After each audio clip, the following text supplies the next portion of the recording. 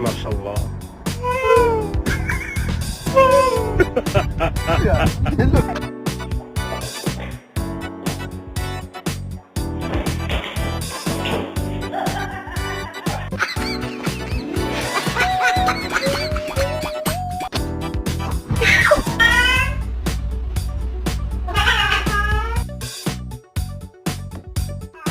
I love you so much, Mila.